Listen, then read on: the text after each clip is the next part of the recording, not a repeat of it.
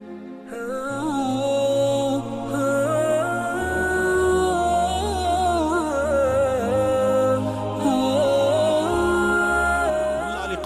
اللہ علیہ فرماتے ہیں، شرح مرقات کے اندر لکھتے ہیں کہ جب کوئی بندہ مستحب اور نفل کام کو چھوڑتا ہے، وہ کہتا ہے نفل ہی تو ہے،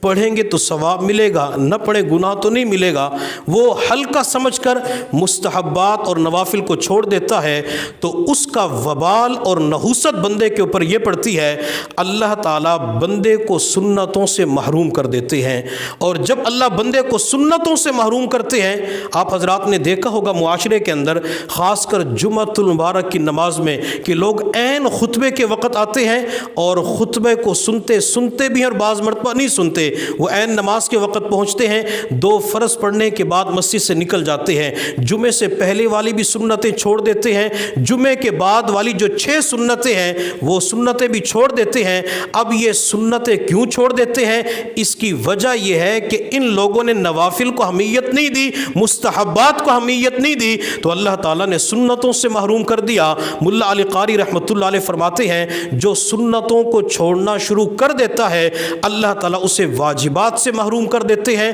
اور جو واجبات کو چھوڑنا شروع کر دیتا ہے اللہ تعالیٰ بندے کو فرائض سے محروم کر دیتے ہیں، اور جو فرض نماز کو یا فرائض چیزوں کو چھوڑنا شروع کر دیتا ہے تو اس کے ایمان کا خطرہ پڑ جاتا ہے کہ کہیں اللہ تعالیٰ ایمان کی دولت کو سلب نہ فرما لے۔ میرے اللہ نے قرآن میں فرمایا، وَمَن يُهِنِ اللَّهُ فَمَا لَهُ مِن مُكْرِمٍ، جس بندے کو اللہ تعالیٰ ذلیل کر دے اللہ کے سوا کو عزت دینے والا نہیں ہوتا۔ اگر اللہ تعالیٰ کسی بندے کو اپنے گھر کے اندر آنے کی توفیق نہ دے، کوئی بندہ مسجد کے اندر آ کے 5 وقت کی نماز نہ پڑھ سکے، تو سمجھ لے کہ اللہ نے اپنے دروازے سے دھتکارا ہوا ہے، اللہ اسے اپنے دروازے پہ آنے نہیں دیتے، تو یہ اللہ بندے کو بعض مرتبہ ناکام بنا دیتے ہیں۔ اب جو بندہ اللہ کی بارگاہ کے اندر ناکام ہو جائے، ذلیل ہو جائے، اللہ جس کو دھتکار دے، دنیا والوں میں سے کوئی اس بندے کو عزت دے نہیں سکتا۔ اور معاشرے کے اندر جب بندہ نماز کے لیے بازار کے اندر مسجد کی طرف جا رہا ہوتا ہے، وہ اپنے ساتھ والے پڑوسی سے کہتے ہیں کہ بھائی نماز کا وقت ہو گیا، نماز کے لیے چلے، تو آگے سے جواب دیتا ہے کہ نماز پڑھنے کو دل نہیں کر رہا۔ اور کچھ لوگ جواب یوں دیتے ہیں کہ کپڑے ٹھیک نہیں ہیں، اور کچھ حضرات جواب یوں دیتے ہیں کہ نماز جمعے سے شروع کروں گا،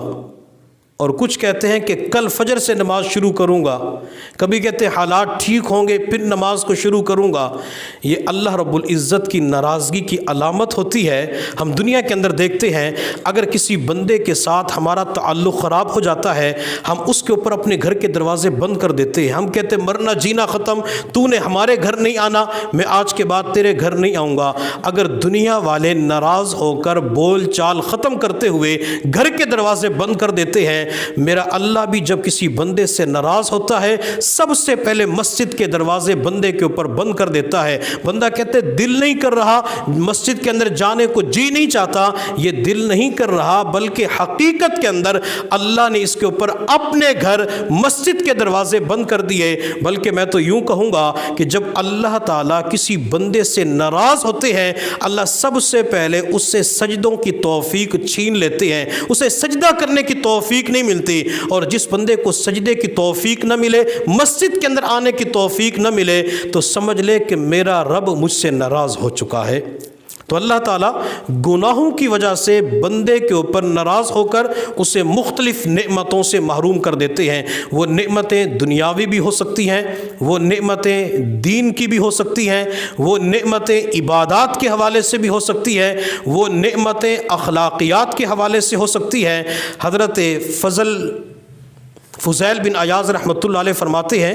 کہ میں نے جب بھی اللہ تعالیٰ کی نافرمانی کی تو میں نے اس کا اثر اپنے جانور کے اوپر دیکھا کہ جانور نے مجھے اٹھانے سے انکار کر دیا۔ جب بھی مجھ سے اللہ کی نافرمانی ہوئی تو میں نے اس کا اثر اپنی جسم پہ دیکھا، اپنی زبان پہ دیکھا کہ بولنا کچھ چاہتا تھا لیکن زبان سے کچھ اور لفظ نکل جاتے تھے۔ تو یہ بھی بعض مرتبہ اللہ کی ناراضگی کی علامت ہوتی ہے۔ تو اللہ تعالیٰ بندے کو نعمتوں سے محروم کر دیتے ہیں۔ اس لیے ہمیں چاہیے کہ ہم اپنے آپ کو ہر قسمی روحانی بیماریوں سے بچائیں، اور خاص کر جو حسد کی بیماری ہے، جیسے کہتے ہیں جیلس ہونا، جلنا، تو اس بیماری سے اگر بچائیں گے اللہ نعمتوں کو دوام عطا فرمائیں گے۔